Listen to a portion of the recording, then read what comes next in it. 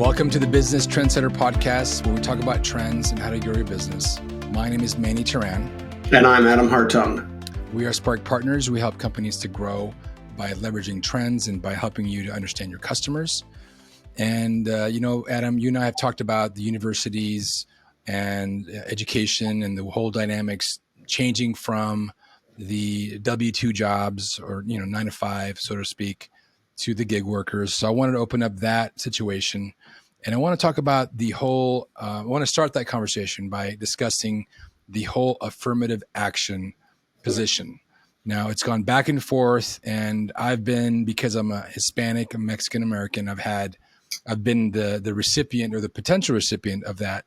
And also just because of my DNA or how I was brought up, I never wanted anything special or to be treated any differently.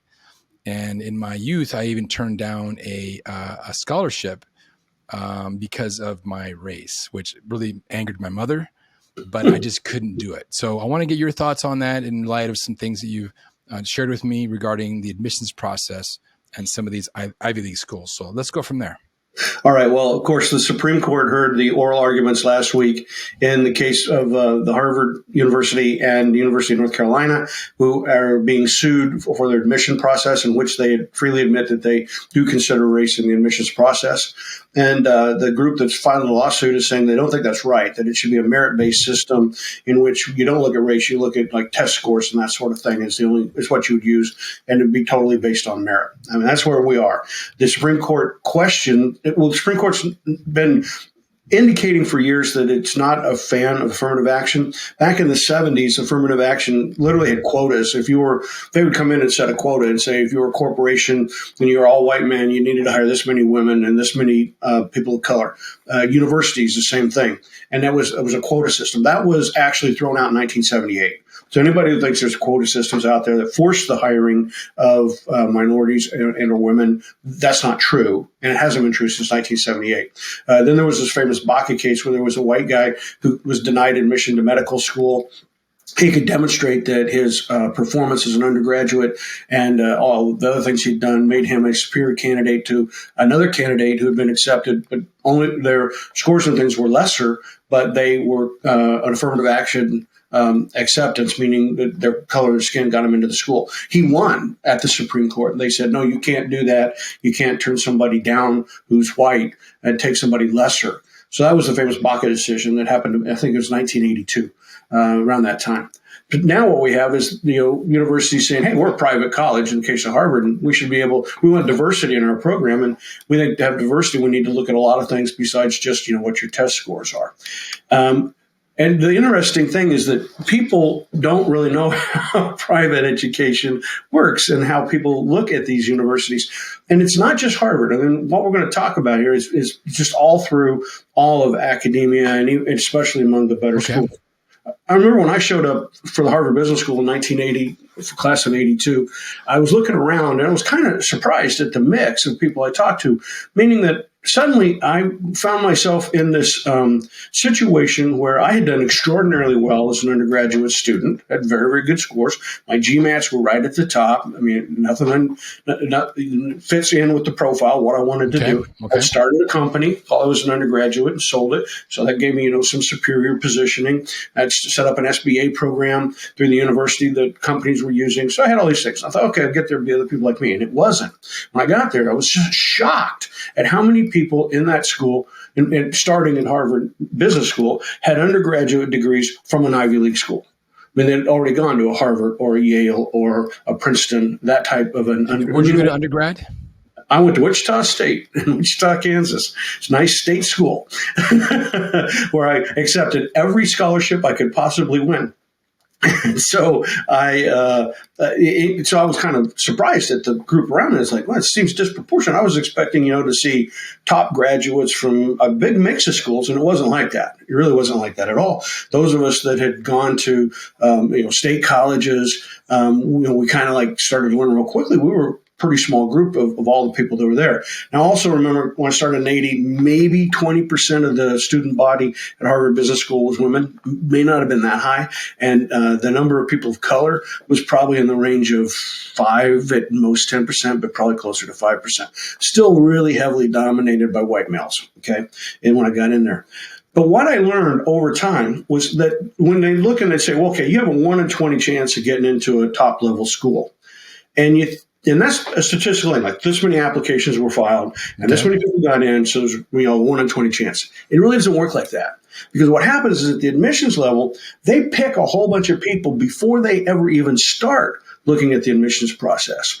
And so I now learned that there's an acronym for it. It's called ALDC. And ALDC are the people that are accepted because of athletics, legacy, meaning an alumni from the school, Dean's List, because the deans have people they would like to recommend to get into the school. And that Dean's List could come from family members, nepotism. It could be from a consulting gig. So the deans get to make a recommendation. And then children of professors, children of employees of the university, mostly considering the professor's school. ALDC, athletics, legacy, Dean's List, and children. So here's a statistic for you. In Harvard, over 6 years, there were 2,200 out of 5,000 white students were ALDC. 2,200 out of 5,000. So we're talking about 44%. That's ridiculous. 44% of the white students in the school. Now, there were at that time 1,300, almost 1,400 black students and about 1,300 Hispanic students. So what we look at here is that in fact, when they start at the top saying, well, how many of these people we're going to take? And people make phone calls. I'll never forget, I was in my second year at the Harvard Business School, and Robert McNamara came to give a talk, and he was head of the World Bank at the time. And he was there was a smallish group of us. I don't remember exactly how this all happened. It's like, classes are over. But anyway, there was this, you could go, and there were only about 30 of us there. And so he's just kind of sitting on a tabletop just telling stories. I, by the way, had a very negative opinion of him because, if you go back to 1980, most of us there were either people who had been drafted or had a high draft number. The draft was still very real. I did not serve in the military. I was lucky enough that I was just young enough that I didn't get drafted. I was within months. If I'd have been just a few months older, 1 year, if I'd been 1 year older, I would have been drafted. But because of the war ending and things, I didn't get drafted. But anyway, the net of it was, so I'm thinking, here's this guy, I always thought was a jerk the way he ran the war. And he tells a story about being Secretary of Defense, and that he had this, he's talking about working in the government, what it's like. And he said that there was this person who was working in the government, and he didn't make a lot of money because people at Harvard Business School were saying, I don't want to go work for the Defense Department. I can make a lot more money working for a big corporation or consulting. Yeah. And so he says that this guy comes in and he says to McNamara, he's like an undersecretary of this or that. And he says, look, Mr. Secretary, I'm going to have to leave here in the next couple of 3 months. I'm taking a job in industry. I need the money so I can, try to get my daughter into a really good school. He says, she's not going to be able to go into college. She's going to go to college in a year. We got to get her into the right programs for testing. I got to get her scores up. I got to, she's doing her final senior year at this private school that's going to help get her into school. It's going through all the things naturally you do to try to, in that era, 1970s, to try to get your daughter into a really good school. I'm sorry, she's probably early 60s, late 60s, early 70s. And McNamara's telling the story. He says, well, wait a minute, just stop. And he goes over and he picks up the phone and he says to his admin, get me the president of Stanford University. And so he hangs up. They go back. They're looking at some papers. 5 minutes later, rings. He goes and picks it up. It's the president. He says, "President of Stanford University." On the phone. He says, "Hi, I'm sitting here in the office with my assistant secretary. Blah blah blah. His name's John Doe. He has a daughter. We desperately need John to continue with us on this program we're trying to develop with the Air Force. And he'd like to make sure that his daughter could get into Stanford on a full ride scholarship." Yeah, she's a good student. She does well. She's been going to a good school in Virginia, a public college. I understand she's pretty much got straight A's. Oh, good. You can get her in and you'll give her a full ride scholarship. Okay, thank you very much. Click. Okay, can we get back to work now? Now, McNamara himself told that story. I was sitting there, and these little incidents that happened to me when I was at business school now are coming true. And if you remember the big tuition scandal, you remember the whole thing? That was crazy. Was that 3 years ago? 4 years ago?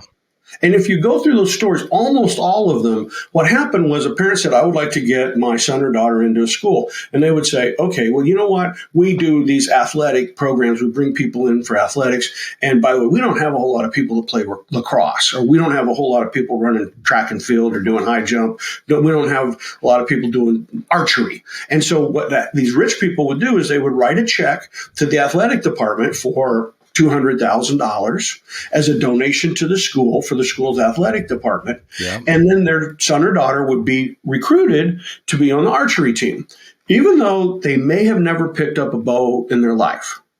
It's crazy. Right. But it was a way that athletics got them in, right? Legacy systems all the time. It's interesting now, 40 years since I've been out of business school. So I get my I get my alumni quarterly thing, and I go through and I look at the people I went to school with. And it's surprising how many people I went to business school with have children that have gone to the Harvard Business School in the last 10 years. Again, that's legacy. What happens is somebody finished college, they work a couple of years, and they go to apply, and they'll say, my son could apply and say, yes, my father was a graduate at Harvard Business School, Section I, Class A82, and all of a sudden, now he's in this other pool, right? And he gets reviewed before the general admissions come along, right? So it is a scammy system. Sounds like it. And once athletics, legacy, meaning you've got a family heritage that gets you in there. Dean's list, so go appeal to some dean somewhere, say, hey, my kid's really good. Or, like I said, go be a professor or an associate professor at one of these schools for a couple of years, teach some classes, be a lecturer, and then have your kid file to get in, because then you would fall into that children's category. So just kind of like, people have these assumptions about how the world works. And oftentimes I've been able to learn over the years that it's not the way you think it is. No, that there's other subsystems at play. And those subsystems are tremendously human driven. I mean, I always joke around my hometown, which is right on the border. I would say 80% of everybody there speaks Spanish. It's about 95% Hispanic. I mean, it's very much right on the border. And so the rules, even though the laws are kind of the same, they don't always apply the same. And I can give you examples of when just things that would not ever happen in the rest of the U.S. happen there. My grandmother asked for my account number at the bank, and they gave it to her so she could put money in my account when I was in college. Yeah. Yeah, you can't do that. I can't go into the bank and ask for Adam Hartung's account number. They just don't do that. Right. And I think what the thing here is to go in and say, kind of what are your assumptions about how the world works, and then what's the reality of how it works, and making sure that you're building your business on the way things really work. Right? These people affirmative action made a huge difference. If we'd never had affirmative action, we'd still be in a world in which there'd be almost nobody of color or women in making the advances they have in education and up the career ladder. There's still a bias. You can still see the bias today. Just look at the number of CEOs of the top 500 corporations, the S&P 500, and you're going to see a whole lot of white men. Right? It's very true. So if we hadn't had affirmative action, we wouldn't have had any breakthrough. So then there's people say, well, we don't need it anymore. That was 50 years ago, and we don't need affirmative action anymore. And I'd say, well, look at the results. Do you not need affirmative action? We still have Harvey Weinstein type people. I'm struck. Harvey Weinstein's younger than I am. And he went around there and look at how he treated women. I mean, I personally couldn't conceive of it. And then I have to realize this is somebody who's like my peer.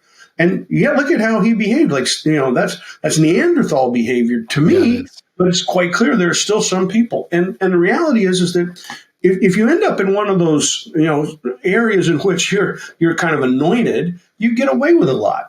I always like to say that Jamie Dimon was a schoolmate of mine at business school. He was a good student, very bright guy. He had both a bachelor's degree and he'd also gotten a master's degree in diplomacy, of all things, from the Fletcher School before he showed up at the Harvard Business School. And again, bright guy, did his classwork well. I have nothing bad to say about him. He was a great student. But the difference was when I graduated from business school, I'm looking for a job. His godfather called him on the phone and said, hey, I'm the chairman of one of the largest banks in the country, and you're going to be my aide. So that was the end of the recruiting. Jamie could have been a lot of things. He could have gotten a job. There's no doubt about it. But he got pulled immediately into being the the sort of chief of staff, aide to the chairman of one of the largest banks in the country. And his career was hand managed after that, right?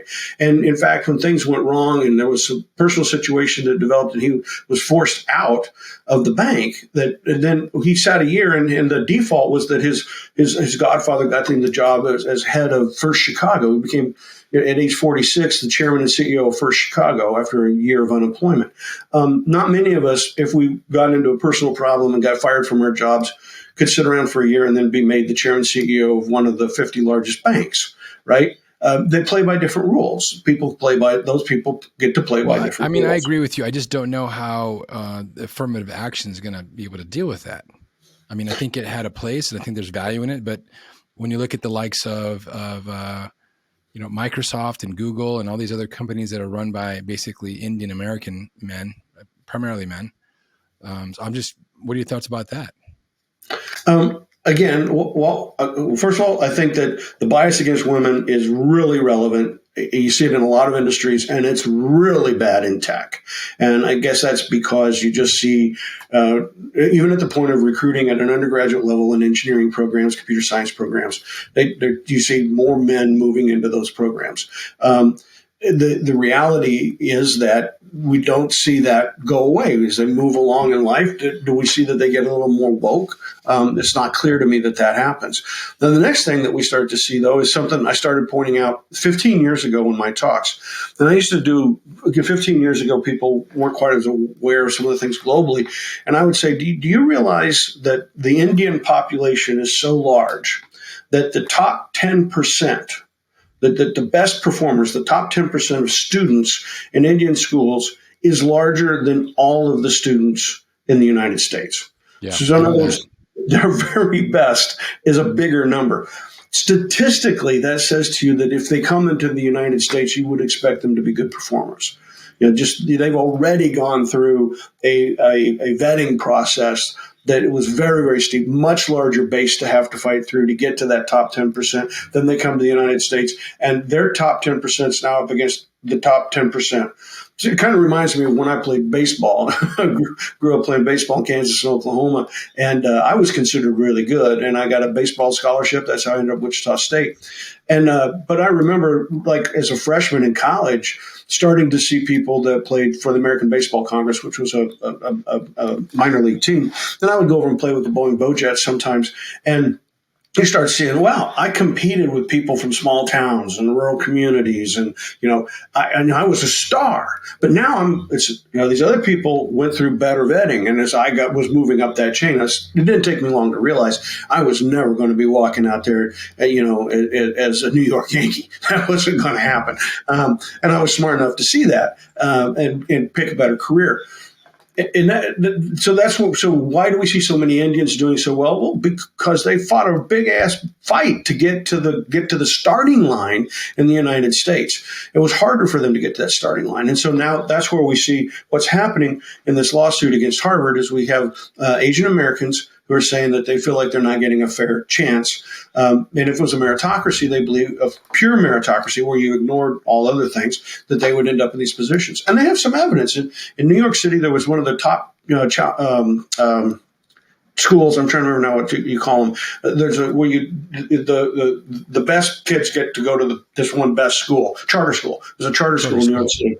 Yeah, and so this school had, when it started, it more or less reflected the population of New York, right? But over a decade, now it is dominated. It's like 85% Asian Americans.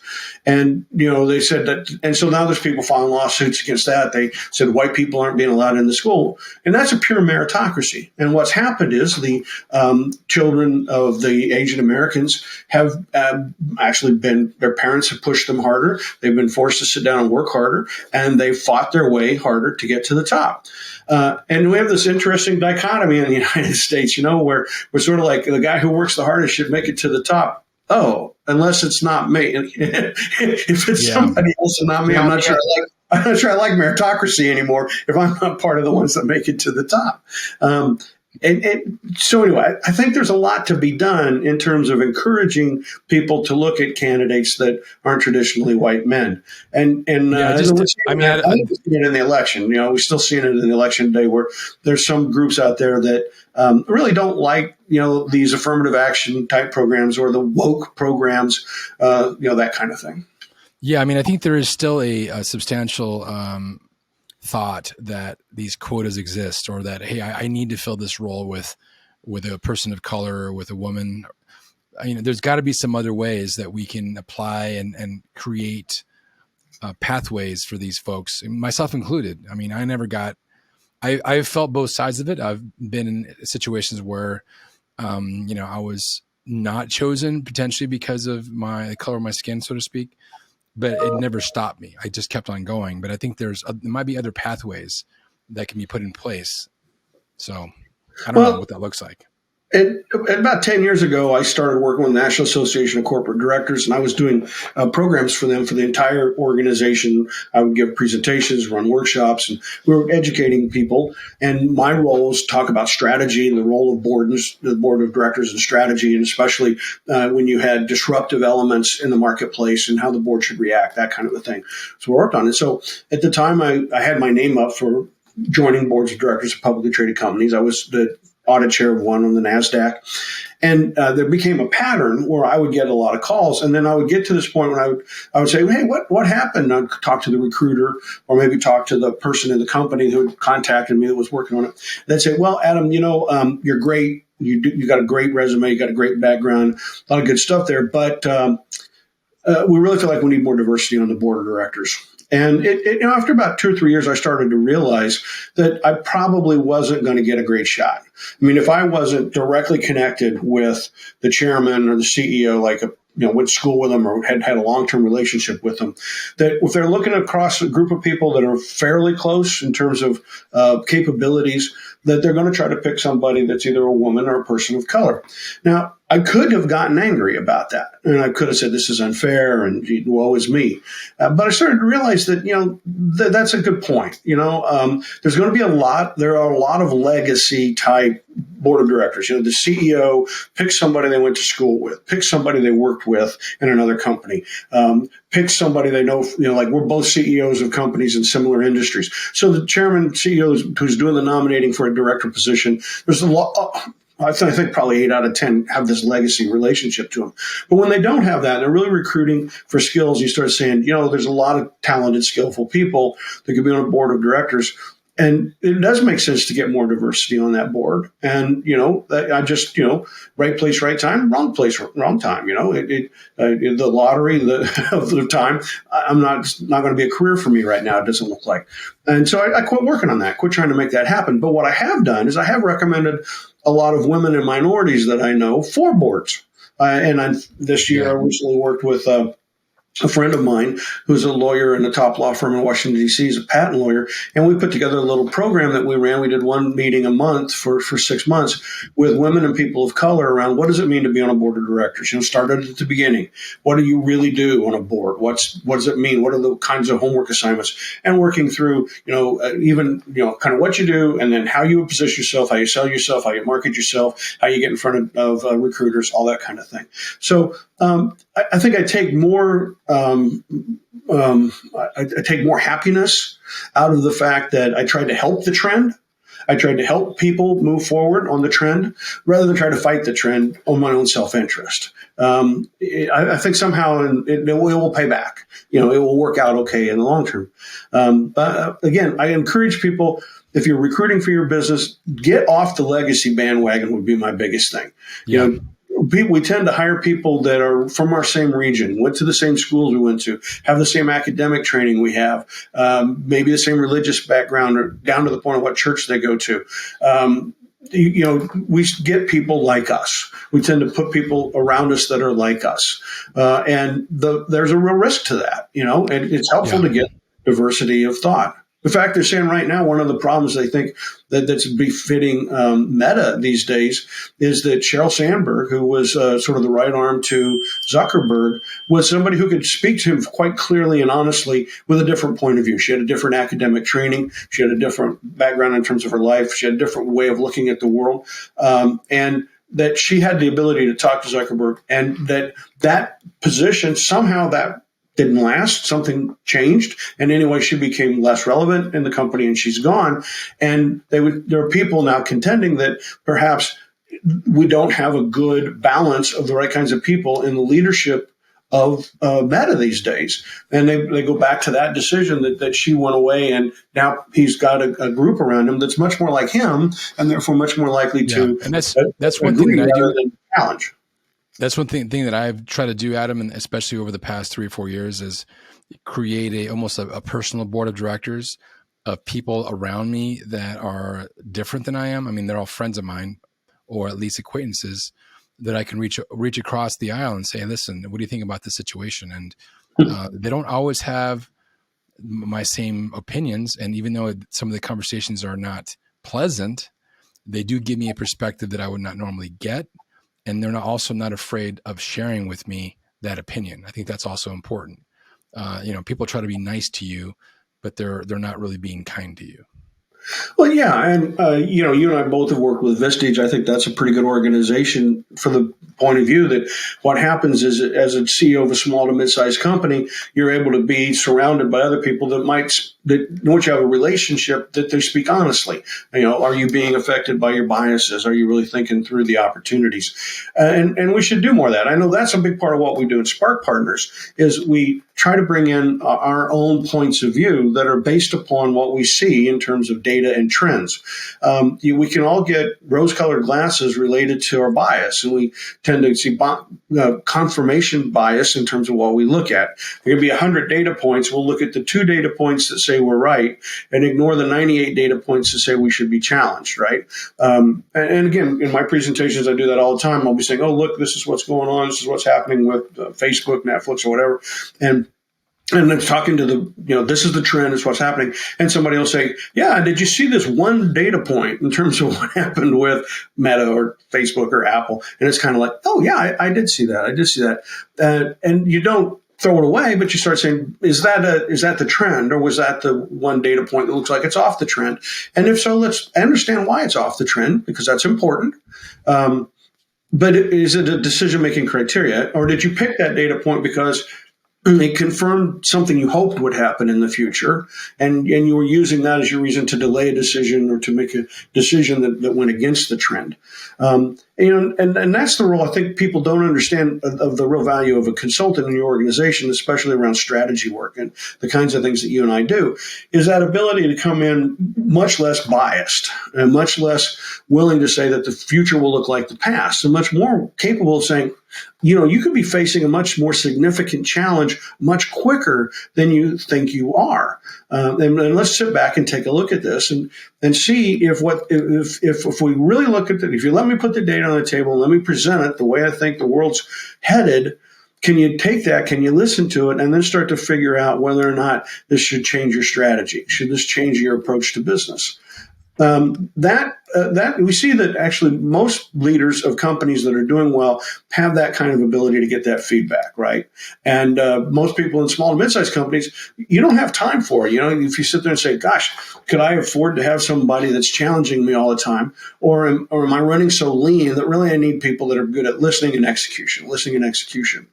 And in that small to mid-sized company world, it's often like, I kind of want the person that listens and executes, because I don't have a lot of money to throw around, and I don't want to get slowed down by somebody that asks 10 questions at every meeting. And everybody's rolling their eyes. Oh, there he goes again, asking 5 more questions. Can't we just get on with it and get down the road and make it happen? That's when it's good to have an outsider, because then you don't have that happening regularly. You have the outsider that comes in, sits down, and can say, hey, objectively, I'm looking at this, and I want you to take a look at this for a couple of hours. Let's pay attention to it. I think the bias issue is one issue, and then the second issue you just kind of touched on as well is, once you're able to suspend that bias, or at least put it away, or recognize that it's there, having the wherewithal and the gumption to actually go through with what may not feel right. We talked about the gut a couple Yeah. podcasts ago, and really look at the facts, look at the data, and experiment. I think a lot of business owners really don't know how to experiment.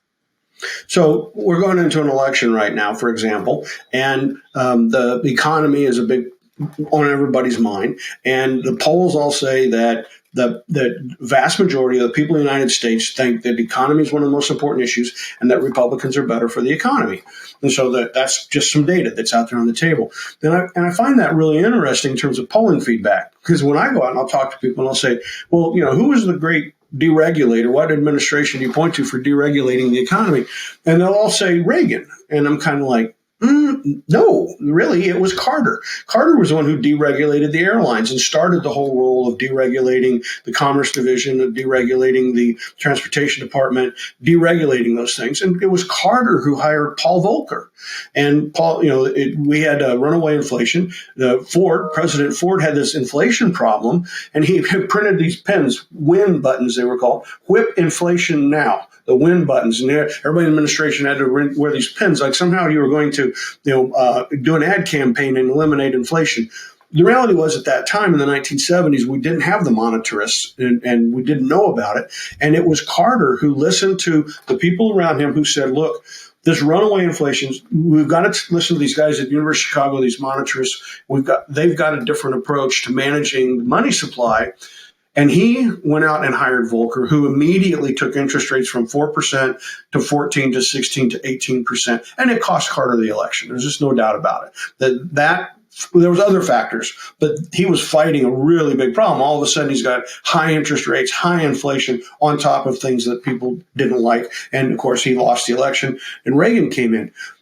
So again, now we have people who have bad assumptions about, how did we fight that? The second one becomes this idea that the Republican Party and the administration of the Republicans have been very good in terms of managing the budget. The reality was Reagan immediately threw us into the largest deficit budget we'd ever had in the history of America. And we had these enormous deficits all through the Reagan administration. The next president, Bill Clinton, was the Democrat, was the one who balanced the budget. He had 2 years of a balanced budget under Clinton. And then after Clinton left office and Bush came in, we're back to deficits again. So we've consistently in the last 40 years run huge deficits under Republican administrations and had much more closer, either balanced or close to balanced budgets under the Democrats. Obama, for example, cut the rate of growing the deficit by 50% under the 8 years of the Obama administration. Yet if you went and asked people on the street, okay, who was really good at cutting deficits, you'd probably hear it was the Republicans, when the opposite has been true. So what I think is important is that often you'll have, as a leader, a set of assumptions, and you don't challenge those assumptions because you don't have time. You got to go get a job done. You can't sit back and say, gee, am I lying to myself? What kind of leader would you be if you thought you were lying to yourself? Yeah. But what you have to then have is you have to balance that with somebody who could come in and have some challenging conversations, and say, well, okay, I see what you're saying, but let's use some data and let's take a look at this and what's going on in the economy, what's going on with your international competition, what's going on with imports, exports, what's going on with product development, substitute products in your marketplace, leadership teams of your leadership team compared to leadership teams of your competition. That's where people like us, you and I, Manny, we're good at being able to come in and we say, we have that conversation. I can be more challenging because although I want to have a long-term relationship with you, I'm not an employee-employer long-term relationship. And my role is to be more of a challenger and to bring you that kind of feedback. I have a friend in Wisconsin named Buckley, and I've known Buckley for 12 years. As much as we have in common, we look at the world very differently. And Buckley says every time he talks to me, he knows he's going to get some view of the world that's very different. Yeah, and that's valuable. Yeah. And, so anyway, I'm back again to thinking about the world and how do you build your teams, right? You will tend to build your teams around you that look like you. And affirmative action was intended to say, we're going to force you to change that. Affirmative action is dead, doesn't really exist. But diversity is important. And what are you doing to create diversity in your organization? If you have no women in your organization, then you can end up doing bad things, like happens in a lot of tech companies. If you don't have people of color, you can end up doing bad things. And so it's just good to have diversity. And then that leads to diversity of thought, because it's not just the diversity of religion, diversity of race, but the way people are raised, they have different thoughts and different educations, right? Coming from different schools, different degrees. Another problem in tech is so many people have a background in engineering, right? Or engineering, physics, math, and then tends to look down their nose at people who don't. Who'll tend to say, oh, like, for example, oh, those people in communications, they have degrees in communications. That's liberal arts and sciences. Ha, ha, ha, ha, ha. Right. You know, they couldn't pass my freshman calculus class, and therefore they're not, what it's saying? Therefore, they're not as good as me.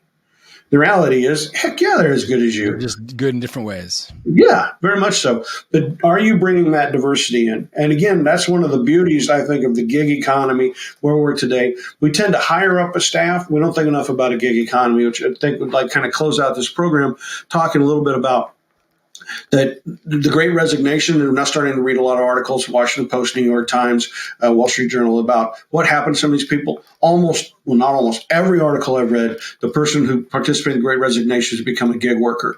And the stories are almost always the same. I work harder than I ever did when I was in a company. It's more satisfying to me. Yeah, I don't intend to do that.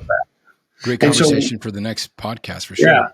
But what I'm opening it up for, or closing it off with, is this idea that you can get more of this diversity if, instead of hiring into your company full-time people, in which they will often have your bias, or they push themselves into your bias to have long-term employment, the greater use of gig workers is another fantastic way to get more diversity into your decision-making process.